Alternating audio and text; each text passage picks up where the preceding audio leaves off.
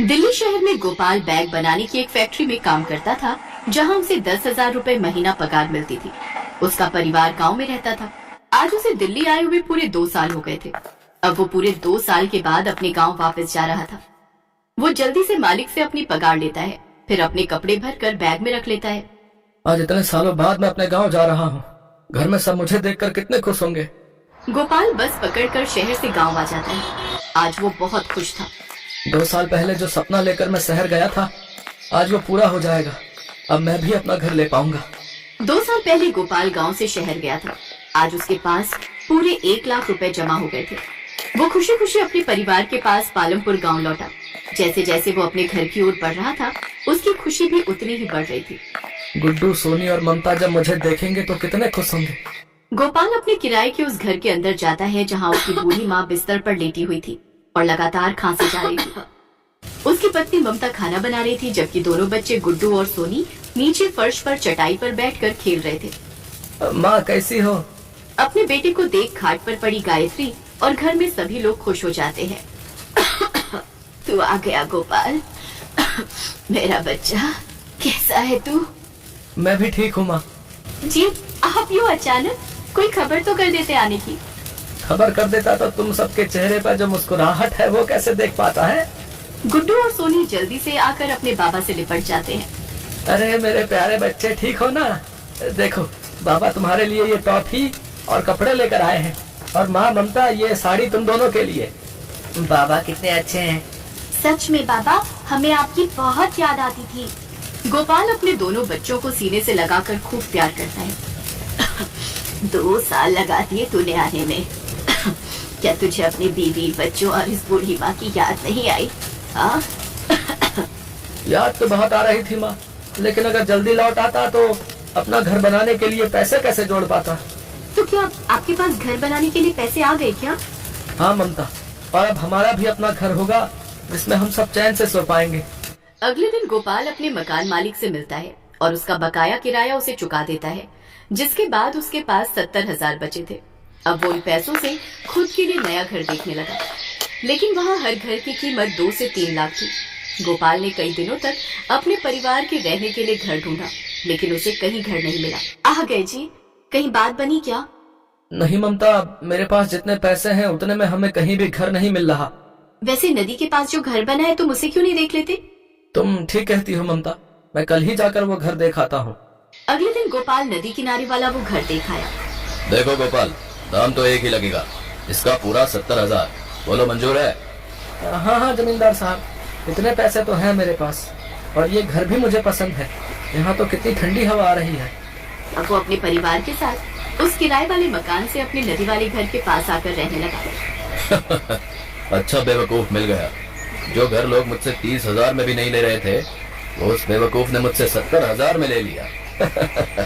कुछ दिन बाद गोपाल अपने किराए के घर को छोड़कर उस नए घर में आ गया। गोपाल, अब हमारा अपना घर तो हो गया, तो अब तू शहर मत जा और यहीं रहकर कोई काम कर ले। माँ जी बिल्कुल ठीक कह रही हैं। हाँ बाबा, अब शहर मत जाओ ना। अच्छा ठीक है बिटिया, तू कहती है तो नहीं जाते हैं। अगले दिन से गोपाल मुखिया के खेतों में 250 रुपए में काम करने लगा। सारा दिन खेतों में काम करके वो शाम को अपने घर लौटा था और अपने परिवार के साथ नदी की ठंडी ठंडी हवा खाता। अब ना तो उन्हें कोई मच्छर सताता और ना ही कोई गर्मी। ऐसे ही कुछ दिन बीतते हैं। कुछ दिन बाद बरसात का मौसम आ जाता है। बरसात का मौसम होने के कारण गोपाल अब खेतों पर काम करने नहीं जा पाता, और अब पिछले 2 दिन से वो घर पर था। लगातार 2 दिन से मूसलाधार बारिश हो रही थी। लगता है ये बारिश अभी 2-3 दिन और ऐसे ही बरसेगी, ये आसानी से रुकने वाली नहीं। ठीक कहते हो जी। अरे तुम्हारे चूल्हे पर खाना बनाने से तो इस घर की दीवारें काली हो गई हैं। खैर कोई बात नहीं, धीरे धीरे मैं तुम्हारे लिए गैस भी ले आऊंगा। बाहर लगातार बारिश बढ़ती जा रही थी। लगातार 3-4 दिन से हो रही बारिश के कारण गोपाल के घर के पीछे नदी के पानी का जलस्तर काफी ज्यादा बढ़ जाता है और वहाँ बाढ़ आ जाती है। बाढ़ आने से अब पानी पीछे खिड़की के रास्ते गोपाल के घर के अंदर आने लगता है। हे भगवान, ये क्या? नदी तो अपने उफान पर है और सारा पानी घर के अंदर आने लगा है। इस तरह बाढ़ के पानी में गोपाल के घर की एक दीवार भी टूट जाती है और बाढ़ गोपाल के घर के अंदर तक आ जाती है। गोपाल के घर का सारा सामान बाढ़ में बहने लगता है और सभी परिवार वाले उस बाढ़ के पानी में डूबने लगते हैं। बाबा बचाओ, बचाओ बाबा, बाबा बचाओ। मैं तुम्हें कुछ नहीं होने दूंगा, तुम सब एक दूसरे का हाथ पकड़ कर रखो। फिर गोपाल एक बड़ी सी लकड़ी लेकर आता है और उस पर सबको बिठाकर बाढ़ के पानी से किसी तरह बाहर निकालता है और सबकी जान बचा लेता है। लेकिन इस बाढ़ में उनका सब कुछ छिन जाता है। उनका घर टूटकर उस नदी में बह जाता है। अब वो सब बेघर हो जाते हैं। ये क्या हो गया, हमारा घर टूटकर बह गया, अब हम क्या करेंगे? बारिश भी लगातार हो रही है, ऐसे तो बच्चे बीमार हो जाएंगे। तुम चिंता मत करो, हम कुछ न कुछ रास्ता ढूंढ निकालेंगे। वो देखो सामने गुफा है, तब तक हम वहीं चलते हैं। वो सब उस गुफा में चले जाते हैं। इस बाढ़ के पानी ने तो हमारा सब छीन लिया। सालों की मेहनत से मैंने उस घर के लिए पैसे जमा किए थे, लेकिन अब तो हमारा कुछ भी नहीं रहा और अब हमारे पास इतने पैसे फिर कभी नहीं आ पाएंगे। आप हिम्मत मत हारिए। 2 दिन तक वो सब भूखे प्यासे उस गुफा में ही रहते हैं। फिर बारिश थमने के बाद वो गांव में आते हैं और सबसे मदद मांगते हैं, लेकिन सभी उनकी मदद करने से इनकार कर देते हैं। वो लोग चलते चलते दूसरे गांव पहुंच जाते हैं जहां एक इमारत बन रही थी और उन्हें वहां ईंट ढोने का काम मिल जाता है। अब गोपाल और ममता वहां पर ईंट ढोने का काम करने लगते हैं। गोपाल और ममता ने पहले ही दिन मजदूरी करके 500 रुपए कमा लिए। ऐसे ही अब वो रोज के 500 रुपए कमाने लगे। अब गोपाल ने एक झोपड़ी बनाई और अपने परिवार के साथ उसमें रहने लगा। लेकिन एक रोज उनके गांव का मुखिया उस गांव में आया और उसने गोपाल को उस झोपड़ी में रहते देख लिया। गोपाल, तुम यहाँ इस गांव में क्या कर रहे हो? फिर गोपाल उसे पूरी बात बताता है। ओहो, ये तो तुम्हारे साथ बहुत बुरा हुआ भाई। लेकिन उस जमींदार ने तुम्हारे साथ धोखा किया है। उसने तो तुम्हें वो घर बेच दिया जिसे कोई खरीदता ही नहीं था, क्योंकि नदी किनारे होने के कारण उसकी नींव काफी कमजोर हो चुकी थी और उसकी दीवारें थोड़ी सी बाढ़ आने पर भी ढह सकती थी। साथ ही बरसात के समय उस नदी में हर साल बाढ़ आना तो तय था। क्या जमींदार ने तुम्हें ये सब बातें पहले नहीं बताई? नहीं मुखिया जी। ठीक है, तो मैं कल ही पंचायत बुलाता हूँ और उस जमींदार को भी उसमें हाजिर होने को कहता हूँ। तुम चिंता मत करो, तुम्हारे पैसे मैं तुम्हें दिलवा कर ही रहूंगा। अगले दिन गांव में पंचायत बुलाई जाती है जहां मुखिया भी अपने परिवार के साथ वहां आता है। तुमने इस गरीब के साथ धोखा किया है? इसे एक ऐसा घर दिया जो कभी भी नदी की बाढ़ में बह सकता था। हम सब पंचायत का ये फैसला है जमींदार साहब कि आपको इसका पैसा लौटाना होगा। पंचायत और मुखिया की बातों से जमींदार घबरा जाता है और वो गोपाल के पैसे उसे लौटा देता है, जिससे गोपाल अब एक नया और पक्का मजबूत घर बनवाता है, जिसमें वो अपने परिवार के साथ खुशी खुशी रहता है। टीवी पर लगातार बारिश और बाढ़ की खबरें दिखाई जा रही थी। मोहन भी मजदूरी का काम करने शहर गया हुआ था। मोहन शहर के पास बनी एक निचली बस्ती में रहता था। जब उसने लौटते हुए एक दुकान पर चल रही खबर सुनी तो वो घबरा गया। आज की बड़ी खबर, कई निचले इलाकों में बने घरों में पानी घुस गया है। आलम ये है कि कच्ची बस्तियों में रहने वाले सैकड़ों गरीब परिवारों का सारा सामान बह गया है। यहाँ तक कि लोगों के पास आटा, नमक और खाने का राशन भी नहीं बचा। कई लोगों को अपने रिश्तेदारों के घर जाकर रात गुजारनी पड़ रही है। जल्दी से जल्दी सब लोग निचली बस्तियों को खाली कर रहे हैं। भैया, ये खबर कितनी देर पहले की है? ये तो सुबह ही आ रही थी। क्या हुआ, कोई परेशानी है क्या? हाँ भैया, मेरा घर भी निचली बस्ती में है, इसलिए चिंता में हूँ। अच्छा चलता हूँ, राम राम। पता नहीं घर का क्या हाल होगा। कब से सोच रहा था छत ठीक करवा लूं, पर क्या करूं, बारिशों में कोई मजदूरी का काम ही नहीं देता। थोड़ा सामान खरीद कर घर ले जाता हूँ। पता नहीं ज्यादा बारिश बढ़ गई तो कुछ खाने पीने को भी मिले या नहीं। मोहन परेशानी की हालत में अपने आप से बातें करता हुआ जल्दी जल्दी कदम बढ़ा रहा था। बारिश की वजह से शहर की सड़कों पर भी पानी भर गया था। मोहन के पास 100-200 रुपए थे, जिनका वो खाने पीने का सामान खरीद कर घर पहुंचता है। उसकी पत्नी और बच्चे घर में घुसे पानी को बाहर फेंक रहे थे। सावित्री, रुको, मैं तुम्हारी मदद करता हूँ। लाओ बाल्टी मुझे दो। कितनी देर से बारिश आ रही है, रुकने का नाम ही नहीं ले रही। बारिश रुक जाए तो थोड़ा पानी घरों से नीचे उतर जाएगा। चिंता मत करो सावित्री, अब तो रात का समय है। हम कल सुबह ही शहर चले जाएंगे। यहाँ रहना अब खतरे से खाली नहीं। पूजा, बिट्टू, ये लो बच्चों, ये खाने का सामान लाया था, इसे वहाँ सूखी जगह पर रख दो। मोहन और सावित्री काफी देर तक घर से पानी निकालने का प्रयास करते हैं। कुछ देर बाद बारिश रुक जाती है। माँ बापू, बारिश रुक गई। अगर रुकी रहे तो कोई परेशानी नहीं होगी, फिर से शुरू हो गई तो हमें ये जगह खाली करके जाना ही होगा। ये लो, थोड़ा सा खा लो। जब से आयो तब से तुमने कुछ भी नहीं खाया। अरे मोहन, अरे सामान बांध ले, पता नहीं कब हमें यहाँ से जाना पड़े। सब लोग बस्ती के बाहर बने बड़े पुल पर जा रहे हैं। हाँ बांध रहा हूँ, बस थोड़ा कुछ खा लो। सुबह से कुछ भी नहीं खाया है। सुबह तक देखते हैं क्या होगा। अगर जरूरत पड़ी तो सामान बांध ही लेते हैं, जल्दी जल्दी निकल जाएंगे। सावित्री सारा सामान बांध लेती है और सुबह होने का इंतजार करते हैं। मोहन थका हुआ था, इसलिए उसे लेटते ही गहरी नींद आ गई। बच्चे भी वहीं सो गए। सुबह सावित्री की आंख खुली तो उसने देखा कि उनकी खटिया के आसपास ढेरों पानी भरा हुआ है और लोग भागा दौड़ी मचा रहे हैं। अरे मोहन भैया जल्दी चलो, अरे निचले इलाके में बारिश के कारण बाढ़ आ गई है, हमें जल्दी ही पुल पर पहुंचना होगा। सावित्री जल्दी बच्चों को उठा वरना बहुत देर हो जाएगी। बाढ़ का पानी बढ़ता ही जा रहा है और बारिश भी तेज हो गई है। पूजा बिट्टू उठो बच्चों, हमें यहाँ से जाना होगा। सावित्री सारा सामान बाढ़ के पानी में भीग चुका है, अब कुछ भी ले जाना खतरे से खाली नहीं, बस किसी तरह अपनी जान बचा लेते हैं। चल तू पूजा का हाथ पकड़, मैं बिट्टू का हाथ पकड़ता हूँ।